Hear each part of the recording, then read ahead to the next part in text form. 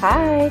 Hello. Hello, and welcome back to another episode of Travel Unpacked, a podcast brought to you by Collette, where we swap stories, answer popular questions, and unpack the interesting, fun, and curious aspects of the travel industry. This episode, we'll be discussing far-off places and bucket list destinations, where we've been, I think where we want to go. We have a special guest who will be joining us in the studio in a few minutes. Before we introduce her, I want to say it's great to be back together again, just the three of us. It's been a while since we've all been together. So hi, ladies. I've missed you guys. What have you been doing? I took a trip with my kids. Yeah, I think we've all been traveling. I mean, summer is in full swing. And Nicole, you were just featured in the last episode with your dad, talking about the Maritimes. And there's so much that I want to pack with you on that. I mean, you know that I am a huge lover of Anne of Green Gables. Maybe not as much as you, but I was living through your social posts. Absolutely love Anne of Green Gables. I'm someone who, I love the books, of course, and Lucy Maud Montgomery.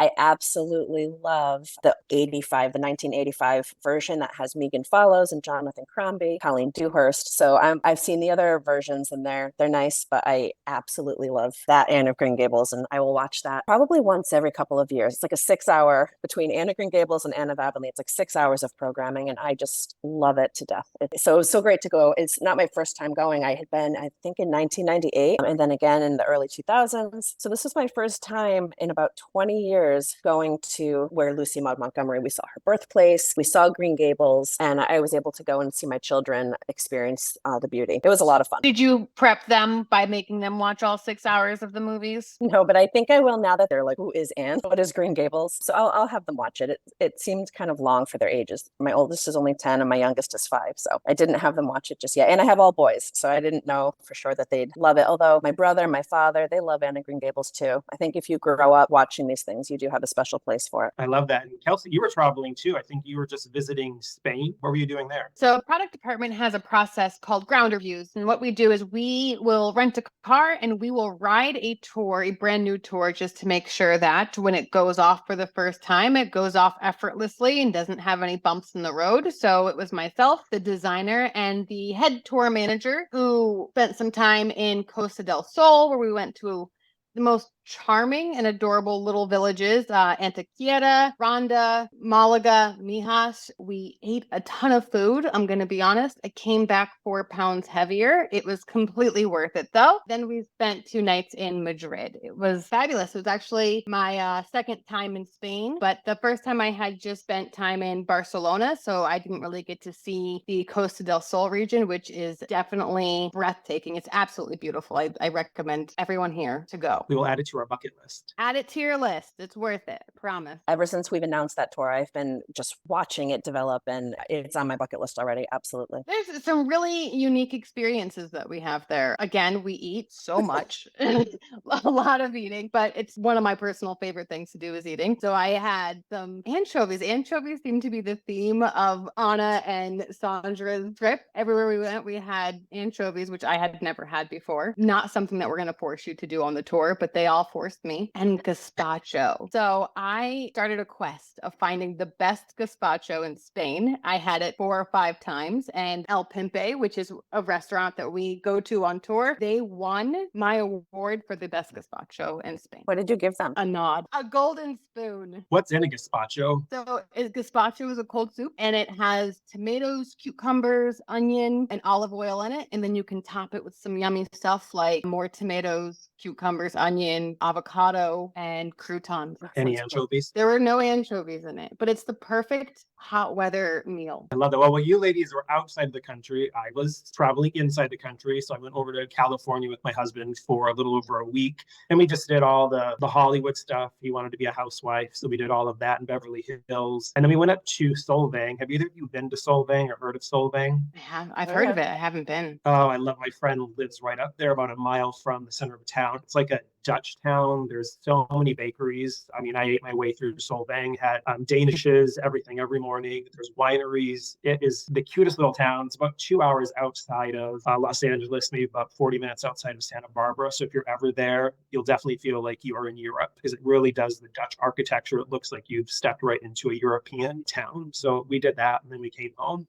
again, another 5-10 pounds heavier because of all of the pastries that I ate. What was your favorite pastry? I don't even know the name of it, but it was the cream cheese with the strawberry Danish. It was just so good. And then they have the ones with the almond extract and the almonds on it. I mean, I could have just eaten it every single day, which I pretty much did while I was there. I just liked following your stories that you posted. I think you were in Stars Hollow from Gilmore Girls and just on these movie sets. I lived out there for 3 years, and I think that never gets old. He wanted to do everything the Hollywood style. So we went to the school where 90210 was filmed, and Buffy's house and the Charmed house. So those are just things that he wanted to do. So we went and we relived those like episodes with him. So that was exciting. I don't think I knew the Charmed house was there. Yeah, the Charmed house. It's actually in a little neighborhood in Los Angeles. It's dubbed as one of the most Victorian home neighborhoods, which has like 30 different Victorian homes on that street. It was fantastic. So not only is the Charmed house there, but there are so many Victorian era homes, and it's really a beautiful street to walk down. And that's right outside of Los Angeles. I do love that style of architecture. It's so great. So again, we saw Victorian homes in Los Angeles, and then we saw some Dutch architecture up in Solvang. So it looks like all of us, did a lot of traveling already, as summer has kicked off. And many of our listeners know that we have guided tours all across Europe and North America, and we've touched upon a lot of those destinations, I think, really in all of our podcasts, even today talking about the Maritime Spain. But we have a special guest on who really can share how our roots run deep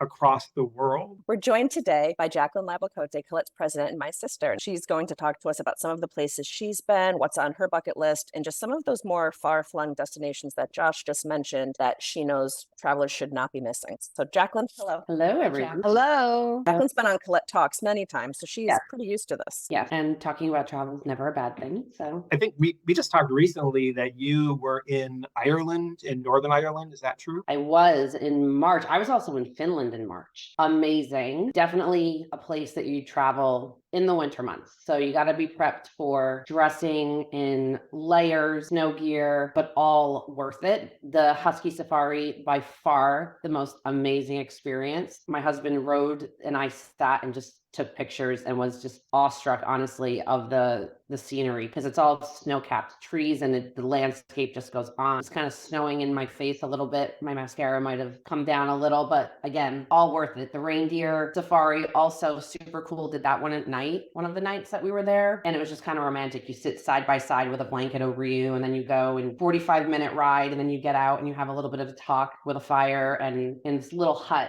and learn a little bit of the history. Really neat. Don't expect a lot with food for sure when you're in Lapland. It's a super remote location, so don't expect 5-star meals. I put that out there. Let's be honest, know before you go, but you're not going for the food. You're going to be outside and do those experiences. And then Ireland and Northern Ireland. I've been to Ireland so many times. So did Dublin. One of the coolest things that I did, we had Choice on Tour, and I did the Windmill Lane recording studio. So there was a group of us that did this, and it's a super famous recording studio in a neighborhood. It's been around since, I want to say 1978, if I'm not mistaken, which is the best year. I'm just going to say it might be the year I was born. But U2 has recorded there. AC/DC has recorded there. The Cranberries have recorded there. So many amazing artists, known and unknown, have recorded in the studio, like huge albums. U2 recorded multiple albums in the studio. So that was super fun. And we got to record Sweet Caroline. So we practiced that multiple times, and they recorded us doing that. I'm not going to say it was beautiful because it's like 25 people trying to be in tune together. When does that drop? When can we find that on Spotify? Oh, I have it. Yeah. It was really cool though, because you really get to go through and understand how it all works, and just picturing we're standing where those artists had been is really incredible. That was super cool. And one of the things, like when you go to Ireland, there's the touring and all that, but to go to this recording studio is something I'd never done before. Very different. And then going to Northern Ireland, I mean, obviously there's part of the UK, and that's a very different dynamic being in Northern Ireland, but Belfast is amazing. Super awesome food walking tour that I did. But in Belfast, when we arrived, we got so lucky with the weather too, especially for the time of year, that it ended up being nice. But those are the two most recent places I had been. It's interesting too, because you were in Belfast and I was in Halifax, and they both have a Titanic history. We're both at Titanic museums, and right around the time of the recent tragedy with the Titan submersible. I know when I was in Halifax, everybody was talking about it because the area that we were in was part of the rescue search for that submersible. Yeah, that was terrible that happened there. The Titanic experience, we did that, I want to say the second until last night that we were there. And during COVID, they did a massive multi-million-dollar renovation or improvement, I'll say, to the Titanic Museum and the experience there. It is well worth it, even if you had been there before, with what they have done. And we would have had people that would have been there for hours if we didn't have to move along to get to a dinner. It was incredible, very interactive. So it's really changed the whole piece, but they do such a great job, and Northern Ireland's amazing. And yeah, they have that history for sure. The Titanic, that is on my bucket list. Kelsey, add that to my bucket list. Nicole knows that I Consider am a little obsessed with Titanic. It took me a while to become obsessed with it. I watched the movie back in the day, didn't like it because it was back when I had to watch the VHS. And you have to like stop in the middle, put the next VHS in on a little TV. And then I went with Nicole, her mom, and her Aunt Shelley, and we went to the 100th anniversary 3D, and I became obsessed with the Titanic. And I researched everything. I got books. I mean, I knew everything ins and outs. So that's definitely on my bucket list to go and to experience that museum. Yeah, it's worth it. Northern Ireland's amazing. And I think when people travel, like we have both Ireland and we have it paired with Northern Ireland, but Ireland alone, I think it's worth doing both if you have the time and the money to be able to do the combo tour, because it's amazing. And there's so much to see up there, and just the conflict and the challenges that Northern Ireland has had over the years with, not being part of Ireland and being part of just the history of all of it is very interesting. Did you do one of those political taxi drives? I didn't. What's the political taxi drive? In Belfast, there's taxi drivers who take you on a ride and talk through. They show you the murals that are all around the city, tell the story of just the tumultuous years. It's more of a story of rebuilding and perseverance through difficult times, but the murals tell a story. I'm sure you saw those throughout Belfast. And the drivers who experience the conflict firsthand are guiding on the experience on our tour that visits Northern Ireland. I didn't have a chance to do it, but again, time constrained. The food walking tour was really good. The one thing I will say, actually, in Northern Ireland, one of the things they weren't known for at least a decade ago or less was their food. They've really invested in improving the food quality across like everywhere. So actually the food is much better than if people haven't been for many, many years. Obviously you go for fish and chips, so you got to have that at least once a year in Ireland. But I would say that the best plate of mussels that I have ever had was in Ireland. I think about that plate often. It was like almost milky. The sauce to it had like a milky texture to it. I don't remember what was in it, but I do still think about that plate. Yeah, you're right, Jaclyn. You're close to New England. It's shocking to hear. I know. People, they think of us for Europe, they think of us for North America, but our roots really do run deep in the world with Africa, Asia, South America, South Pacific. And what I like to call these is kind of like those far off places, or places that, as Kelsey knows, are on people's bucket list destinations. And I'd love for you to kind of just, talk a little bit about that, because it's really fascinating to see that we have been in Africa for, over 3 decades now. And it's really something that people are kind of shocked when they hear about. Yeah, that's always interesting to me, because when you travel for sure to Europe and to North America, there's history there, right? But there's history in all of these other great destinations as well. The Africas, Egypt, Morocco. I've been to all of those places. Jordan, I was there and visited Petra in 2010, so even before I had children. Great destinations, but when you go to these destinations, the best way, honestly, to go is to really go guided. And the reason I say that is because there is so much history. There is, I'll say, probably a little bit more difficult, or your level of comfort from getting from one place to another. You're not going to feel as comfortable, per se, renting a car and driving if you don't understand the language and what the signs may say, right? So there's that element of it, but there's just so much history, like I keep saying, in these places, that I just think it's worth going guided and recognizing that we have these great tour products that have great tour managers that come from these destinations. You get to hear what it was like for them growing up and ask questions. And I was in Costa Rica, gosh, I can't remember what year it was, but a couple years back. And the tour guide, we were driving through one of the towns, and he's like, that's 2 streets over there. That's where my family lives. Like, that's where my family is. That's where I live. That's pretty neat. It starts a conversation with people about what are the schools like there, and what are his kids do for sports? I mean, whatever it may be. But, I just think that Southeast Asia is one of the places that I would love to go. I have not been there yet. I would love to do Cambodia, Vietnam, definitely super high on my bucket list. That's one of them. But again, great places that you go to that you'd really want someone walking you through in that concierge sort of style, but curated. Because we're designing our own tour products and we're not going through a third party to do it, we're also making sure that we create uniqueness and we integrate uniqueness into the tour itineraries that you're not going to get with other for companies, or if you're just doing sort of an independent travel, you get into places, whether it's local homes, certain visits, because you actually would go with a company like Collette. You're never going to get it if you're doing individual travel with just your family. And so there's so much value and benefit to visiting these destinations and realizing, hey, I have someone who just said that they want to go to Egypt or who wants to go to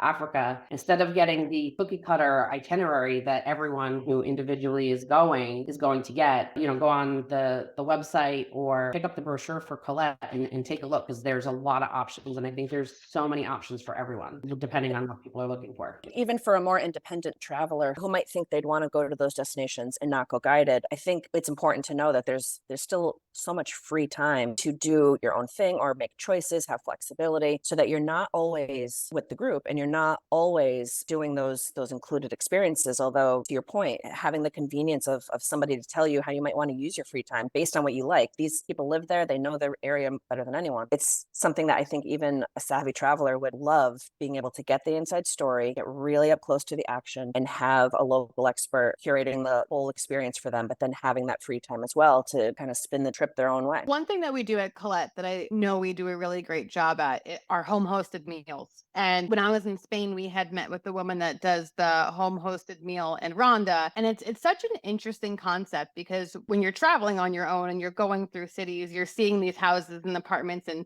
I'm sure you are all as nosy as I am. I want to see inside that house. I want to know how they live and what they do in the afternoon and what they're eating for dinner. We were able to experience that in Spain. And Jaclyn, you had just mentioned Asia. On my bucket list is Thailand. And we actually, in Chiang Mai, we have a home hosted meal there, but it's not just a home hosted meal. We're going to her house. She's walking us through the garden. We are prepping lunch together. We're learning to cook what they're cooking. And then we're sitting down and sharing that lunch together. So I think that's a big part of it too, of going guided, is getting behind the scenes into places that you probably wouldn't be able to do so on your own. I definitely want to do the Thailand tour. Very high on my bucket list. Yes, when you just said that, you just reminded me. That is also, I would love to go to Thailand and to experience. Never been. It's up there with places I'd love to go. And I know that the team that designed that tour knows that region incredibly well. It's definitely unique. And I'm with you on that one, Kelsey. Thailand is definitely, it's on my bucket list too. I was supposed to go to Vietnam for my honeymoon, and unfortunately COVID happened right as the honeymoon was supposed to go off. COVID strikes again. I know, COVID strikes again. So we never did our honeymoon, but I think we'll probably maybe do like a 5-year anniversary, and Thailand is definitely, it's Thailand and Morocco are the two that are on the list for the honeymoon that we'll take at year 5. Can we vote for you? Yeah. What's going to be the tiebreak? How are you going to decide between the two? Well, usually I make the decisions. So no. Okay, listeners, send in your votes. Where should Josh go for that 5-year? Because I mean, Morocco too, it's just, we just had Mohammed in the studio with us, kind of talking through Morocco, and it sounds just so amazing and so fascinating and so beautiful. And there's so much to do and to see and to learn the different culture. It really got me so excited. So really that kind of moved up on the list again, because it's a great place to go and visit. Well, just being able to go into the desert for a couple of days and camp, it just sounds absolutely incredible. Yeah, Because one area I went to, and I think some have also gone here, is Egypt. And to Jaclyn's point, I would never drive a car in Egypt. Watching when I was on the motor coach and watching how they drive there, it was just absolutely, it was frightening. So that was like the best part, is just being there and just kind of watching it happen all around. But being in Egypt, I think I've mentioned it before on the podcast, it was one of those amazing aha moments when you're standing in front of the pyramids, everything you've learned from being, a kid, learning about all of that and actually being there. Actually, when I was just in Solvang, I was with my old college roommate's daughter, Juliette, who is 6 years old, and she right now is learning all about Egypt. And she was just awestruck when I opened up my camera, and there I was, on a camel with the pyramids behind me. And then I showed her I'm going up into the actual pyramid, because we had some free time. That's one thing that I did, was I was able to go into the pyramid and actually travel all the way up. It was very tight, very slim. I made it up to where the tomb would have been, or the actual tomb. So that was phenomenal. And again, doing that with my guide and showing me what to do and where to go just brought it to a whole nother level. Yeah. And there, the Egyptian museum that's in Cairo, they were building, when I was there, they were building a new museum. I believe it's completed, but because of delays with COVID and whatnot, but this was not long before COVID. So they were making huge improvements and investments there. But I mean, to what you're saying, Josh, to see the mummies and to like the stuff that you learn about when you're younger in school, or you see in movies or different things, really cool to be there in person and experience Egypt. And of course, the pyramids are just absolutely amazing. Another destination that I would love to go to, and my husband is dead set against it, is South Africa. It's an African safari. What? Why is he against it? I am dying to go to on a safari. He is an animal lover. He loves animals. He dogs, it's cats. Every time we go to a farm, he's like running through all the animals. Like, he's so excited, but he's like petrified that he's gonna get eaten by a lion. And I'm like, that's not gonna happen. But he's so afraid of that he just refuses to go on an African safari. So I was like, there's giraffes and elephants, and it's just, I'm excited. So I'm gonna go. I'll leave him at home. So anybody who wants to come along, let's book it and go. I will do South Africa with you. So I was supposed to do South Africa in November of 2020, and obviously that didn't take place. And I would love to do South Africa because I haven't been there. I have been to Kenya, and I can tell you that it's absolutely an incredible place to visit. The wildlife, the circle of life, and all the things that you would think of about Africa or South Africa on the game drives. Absolutely amazing. The tent stays that you have, it really is incredible to see the real wildlife. So we're going to have to flip his perspective on that, because I guarantee if he goes, he's going to say it was one of the best places he's ever been. 100%. He will want to go back. I just have to get him to actually go. Yeah. And Jaclyn, you're here with us now, which means you made it back safely. I'm here, and many years later, because I did that in 2007. That was a long time ago that I did that one. The images that you can capture and the photos, it is really one of those wow places. When people ask me, and I get asked a lot, what destinations have I traveled to, not that are my favorite, but that really have changed me, that always comes up as one of them. I follow one of our tour managers who does the safaris, and his pictures are gorgeous. They're absolutely beautiful, but I feel like he's cheating, because with a background like that, how can you not get a great photo? It's unfair. I have New England to take pictures of, and he has these beautiful plains with lions and cheetahs and stuff. But pretty soon we'll have the colors of New England, because we'll be getting into fall, and that's the best time to be here. That is a good time of year. Now, I know you mentioned the tented accommodations, Jaclyn, when you were talking about Kenya. Can you touch on that? Because I feel like that's something people always wonder about if they go on safari. Where would they be staying? Would it be a hotel removed from everything? Would it be incredibly rustic? What's the experience actually like? Yeah, I mean, you can, with us, it's going to be obviously in Nairobi or things like that. It's going to be hotel style, right? But then when you're in the Masai Mara, Amboseli, and some of these other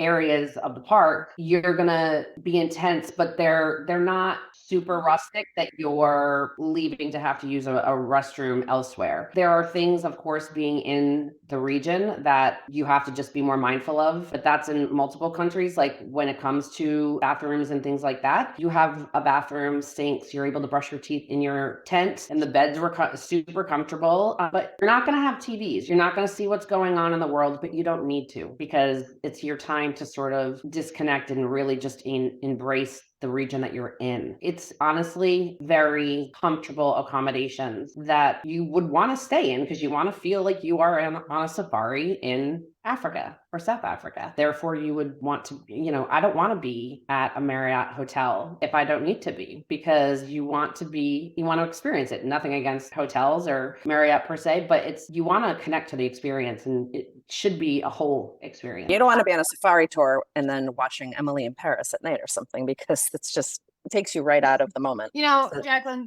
there's been a common theme to everything that you've said this last half an hour, that when you're going to Lapland, don't expect the best food. You're there for the sights, and don't expect to know what's going on in the world when you're glamping in Africa. I like to think in Costa Rica, probably Africa as well, we should expect that there's going to be some bugs around. You're in a tropical area, and I think that's something to really keep in mind when you're doing more of these bucket list item tours. Is you have to go in with the right expectations and why you're going there, and be more open-minded. Yeah, no, totally agree with that. And I think that it's an important piece that people, I think, sometimes don't think about. When you're traveling, you want to embrace it changes you, right? It should change the whole of you, and you have to sort of embrace it. Something interesting too, as we say bucket list and far off destinations, that I've been thinking about recently is, I think there's a perception that places like Africa or Southeast Asia, or just these amazing destinations, that they're sort of not accessible, and they really are, especially if you mentioned before that comfort level of going guided to these destinations. It makes them even more accessible to everybody. Bucket list is great because it's like you have your places that you want to go, and I hope everybody has that list handy, just the places that they want to tick off their list. But that perception of a bucket list that's like, something that's really distant or really far off, or just something that's harder to do or accomplish, I think that's the perception that I would hope, if nothing else, people can get out of this, is understanding that these are accessible experiences.